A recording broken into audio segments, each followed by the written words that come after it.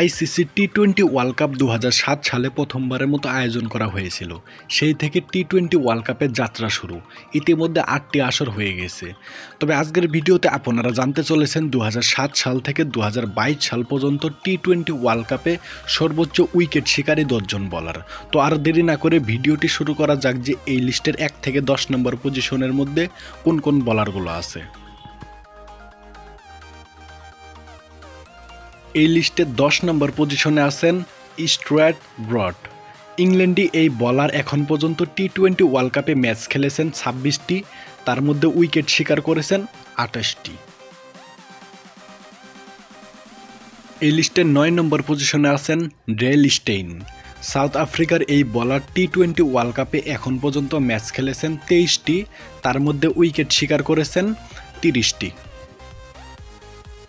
এই লিস্টের 8 নম্বর পজিশনে আছেন ওয়ানিন্দু হাসারাঙ্গা। শ্রীলঙ্কার এই স্পিন বোলার এখন পর্যন্ত টি-20 ওয়ার্ল্ড কাপে ম্যাচ খেলেছেন 16টি, তার মধ্যে উইকেট শিকার করেছেন 31টি।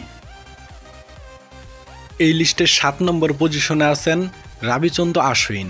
ইন্ডিয়ার এই স্পিন বোলার এখন পর্যন্ত টি-20 ওয়ার্ল্ড কাপে ম্যাচ খেলেছেন 24টি, তার মধ্যে উইকেট শিকার করেছেন 32টি।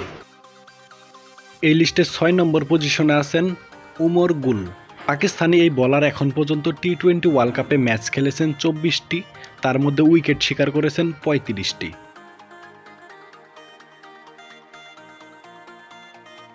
এই লিস্টের 5 নম্বর পজিশনে আছেন অজন্তা ম্যান্ডিস।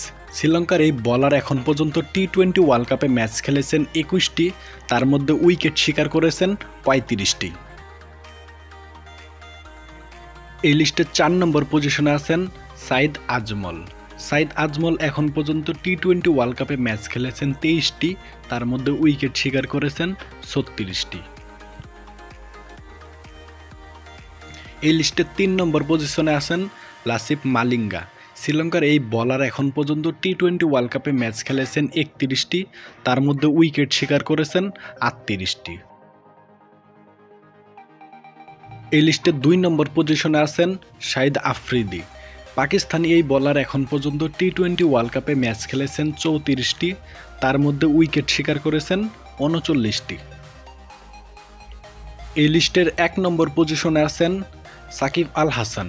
বাংলাদেশি এই বোলার এখন পর্যন্ত টি-20 ওয়ার্ল্ড কাপে ম্যাচ খেলেছেন 36টি, তার মধ্যে উইকেট শিকার করেছেন 47টি।